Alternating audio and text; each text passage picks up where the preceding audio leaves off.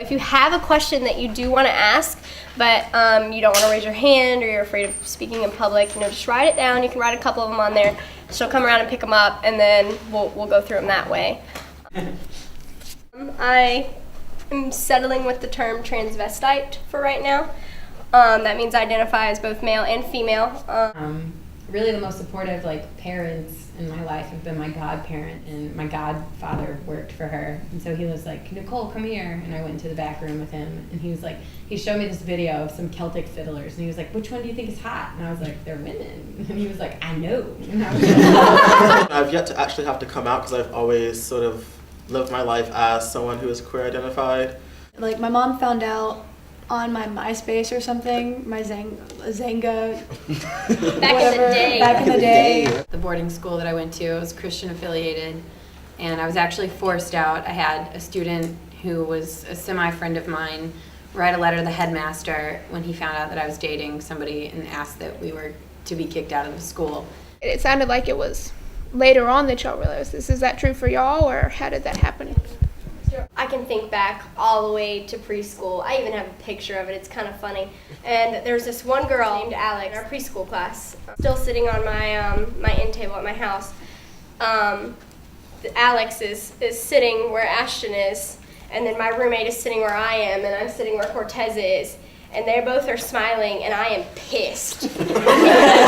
Lindsay sat in between me and Alex. I was a skater, I went by a guy's name, I went by male pronouns. I did that all the way up until middle school, and it was fine. And even when I knew that I was trans, it still took me years to accept that I was trans. And that was the hard part. Oh God, I've known it for forever, I can't remember. I've known that I've been attracted to men for ever. Your family background is really specific. Do you feel like coming out either as gay or trans affects the way that you negotiate where you fit into that? It was kind of an awkward line to walk, because if you were to explicitly state, hey, I'm gay, or I'm a lesbian, or I'm this, people would sort of just not want to talk to you anymore. But if you were willing to sort of be yourself, but not talk about yourself, you were fine. I grew up around a very evangelical, fundamental influence or whatever.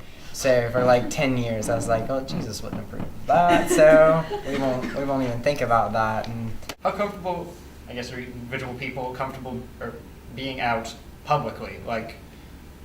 Maybe holding hands with a significant other, around town. Also, does that vary whether or not you're in Athens or back home? I don't really care where I am. I'm a hand holder.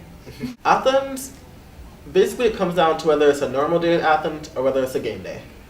Game days, you really don't feel comfortable doing pretty much anything except going to the store before the game starts and then staying in your house during the game if you're not going to go to it, and then waiting about 2 hours, or really just sleeping through the night and not going out until the next day. I don't want to be someone's show. I think that's happened maybe 2 or 3 times where we've been kissing or holding hands at a bar. One time on campus that I can think of, and it's always a frat guy that's hey dude, look, and they make a big scene of it, and then I just kind of have to step away from her for a second. Walmart in South Georgia, people are not very happy with that. Don't want to just be out there and just throw it in people's faces just for the fact of throwing it in people's faces.